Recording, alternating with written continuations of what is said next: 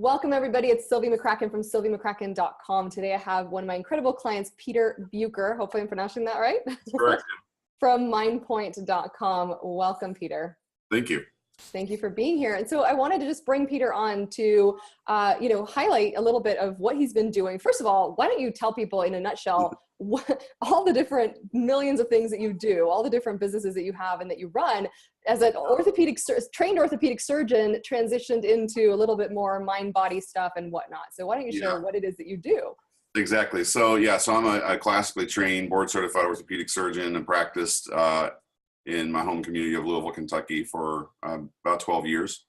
And then I decided I wanted to, partially for lifestyle reasons for myself, but also for reasons of making bigger impact that I could make, I thought, one-on-one with a lot of the changes going on in healthcare, that I could make a bigger contribution. So around 2012, I started with a PhD program in mind-body medicine at a place called Saybrook University in California, kind of a hybrid online in-person model, and really learned a lot about root cause of disease, really interested in why people get to the point they get to, and then how to meaningfully sort of get people out of situations of inflammation, stress. Those are kind of the areas I'm most interested in anyway. And then so culminating with that degree, which is was a lot about web-based education and self-guided education for people who are motivated to do something positive for themselves, and how can we maximize those opportunities. Sort of have combined all my worlds, and have, you called, I think, in our sort of pre-discussion, you referred to me as a serial entrepreneur. And so currently I'm in my fourth or fifth iteration now of this business, which is MindPoint, and it's really combines those worlds of dealing with the cross section of where, stress causes health issues, where inflammatory disease, which just becomes really chronic and miserable for a lot of people, really treating those in meaningful ways. And I do that in person and online through platforms like Zoom. And then and then moving into that is, how do I scale that impact? Because there's so many people out there who need the help, who are looking for something, looking for solutions to these really, I think, what are often sort of called like black box situations in healthcare. We have these people that just continue to be miserable and have no answers and feel like nobody gets them. Nobody understands my story. Nobody knows what I'm going through, even at home. And so when they go to the professionals and they don't know what to do, or offer solutions that don't seem to really add up or work out, then it's kind of like, it's very frustrating and disheartening. So I really wanted to offer something meaningful to those people in a scalable way. And so that's why I came into the program, because I thought, well, the ebook was a tremendous way to start doing that. And immediately I had 3 or 4 or 5 ideas of things I wanted to do, and finally honed into the persistent pain category. And then, of course, the web courses, which is also part of my dissertation work. It's something I've played with before, using a lot of the concepts from the program. Have really found it very helpful in building web courses and marketing web courses and doing that as well. Well, that's such a great, point. And we'll come back to that in the web courses, and kind of how there's that overlap in when you're creating anything, when you're creating a system, when you're creating a program, when you're creating any intellectual property in whatever form you want it in. It's really the same system. It's really, how do we distill that expertise and knowledge that you have, that intellectual property that right now is like a bunch of gold necklaces tangled in your head, into something that is, consumable and in a way that's helpful and actionable for the reader or the viewer or the whatever. Absolutely. So that's amazing. So first of all, you're doing a million different things. And it sounds to me like, is it possible that as, in your prior life as a, classic orthopedic surgeon, did you see a lot of kind of the end results of not taking care of these mind-body things that now you're so passionate about helping people with? Yes, absolutely. So that's why I kind of went this route, because I often say a lot of these symptoms that people develop, and it's different for everyone. Today, I talked to a woman who has an issue with what she referred to as like sugar addiction that she could never get rid of. I have had people with skin conditions. I have people with pain conditions. And so it manifests in different ways. But what I say, it's kind of like when your plumbing springs a leak and you get a hole in the side of a pipe and it starts spraying water everywhere, and you walk over and you patch it and you say, okay, great. There's no more water pouring into my home. And then a few minutes later, another leak springs on, then you patch that, and then another one. Unless you fix the situation with the pipe or the water pressure going through, you're going to continue having new problems. Now, I would see that with people where we get them through one thing. Yeah. And say, okay, great, my knee feels better, awesome. And then 6 months later, came back and go, well, my knee feels better, but now I'm having all this pain in my shoulder, or I'm having all this pain in my back. And so the symptoms just kind of or I've been seeing this other doctor because I have this other problem, and the symptoms keep popping up in different ways because we're not dealing with the underlying problem. Yeah, and I love that you as an MD is talking about this, because MDs can get a bad rap sometimes, of really just kind of treating things in a very conventional, traditional way, writing scripts, surgery and whatever else, which of course is necessary, and thank God for all of that when we need it. But right. Oftentimes, some docs, don't look at the root cause and don't treat the root cause and whatever else. And that's, it just seems to be this thing. So I love hearing you. And of course, a lot of people give, credit to MDs just because you've been through 100 years of school and have an alphabet soup behind your name and all of that good stuff. For fixing these conditions. And I love that you're doing this in a very mass, what's the word, kind of like en masse, I guess, right. in a way where you're able to kind of package your knowledge and really say, let's see if we can save you from the scalpel if possible, Yeah, let's absolutely. have that be the last resort.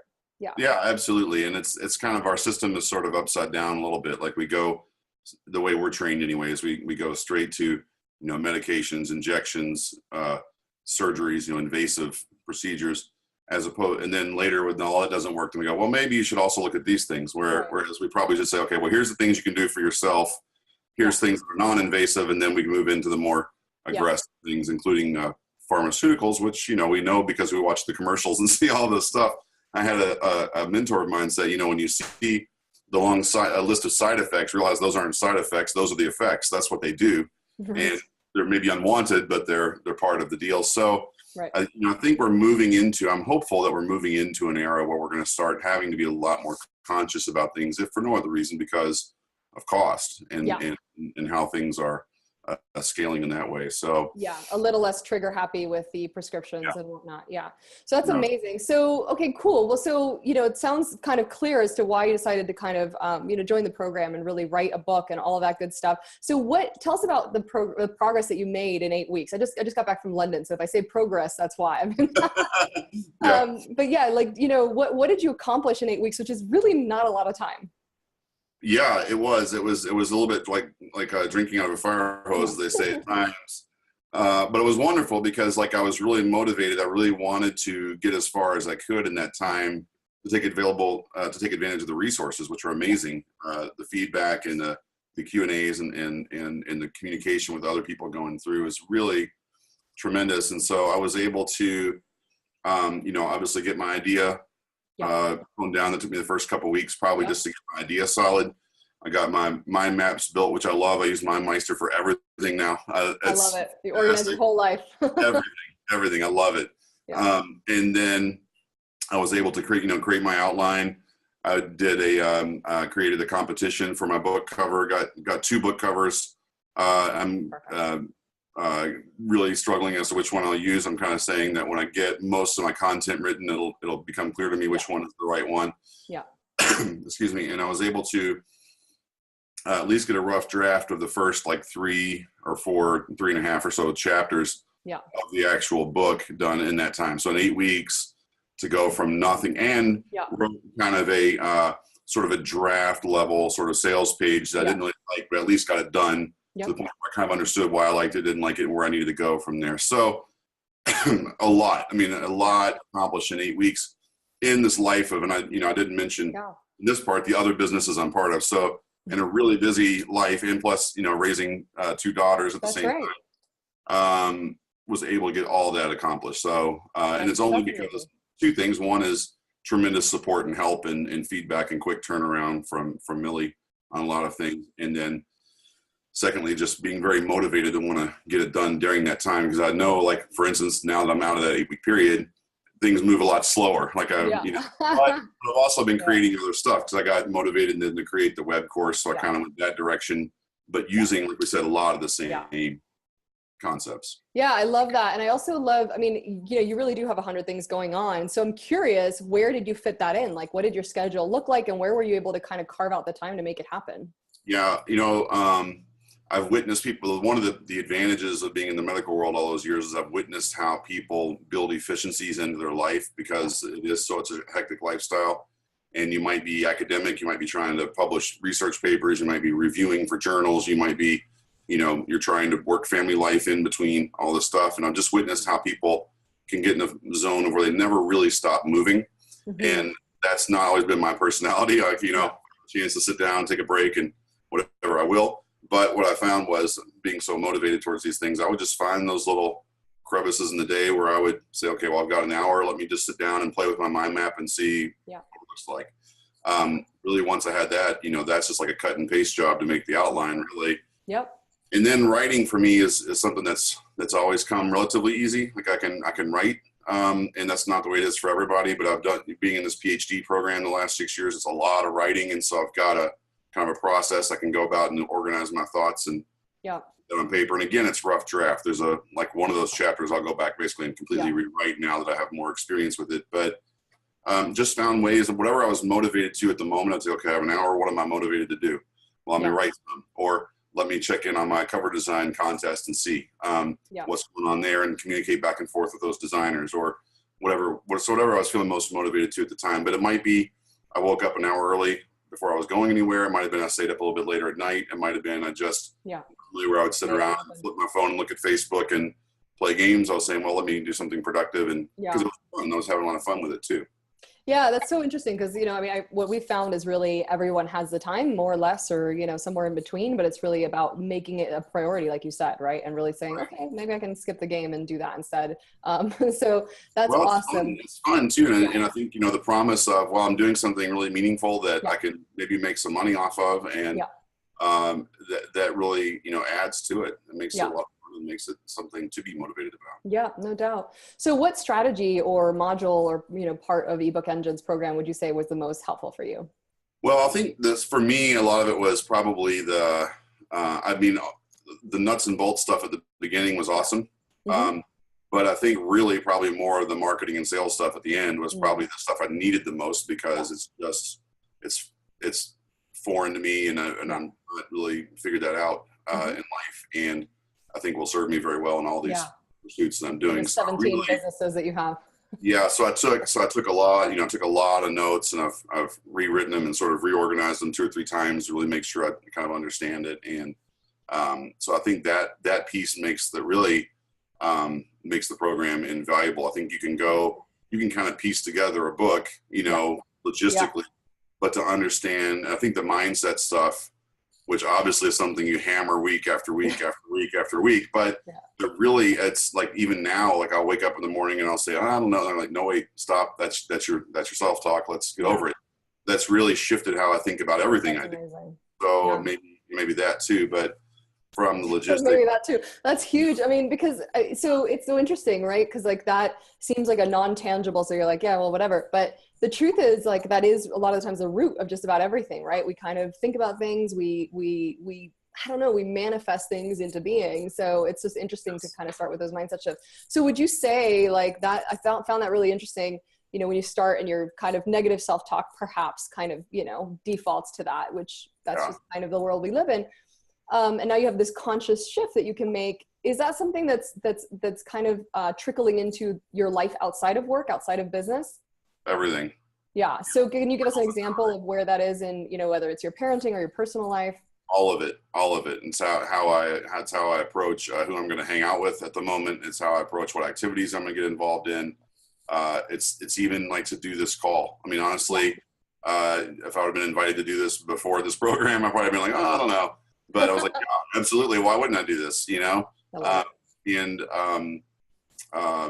It's everything. How I view relationships, how I view parenting, how I view everything that I do now, and running this business and building these courses and all of it. And I noticed when I'm building the courses, you know, again, I know like I have a very unique set of credentials with the mind body medicine degree and the orthopedic background, but then still there's that part of me that's going, well, I don't know, maybe I'm not the best person. You know, I mean, you still, that still sneaks in, and then it's like, no, wait, stop with all of that. Like, this doesn't have to be perfect the first time. It just has to be something that you can stand behind and put it out there, and then it's going to shift and change and morph, and that's okay. But the people that are going to be watching this have maybe no information in this regard. So anything is better than nothing. And then we just keep moving. But it's amazing how much mindset really holds most people back in terms of that self-doubt or that limiting belief of, yes, I've been through 600 years of school and have all this experience, but maybe I still need, you know, whatever else until I'm qualified. So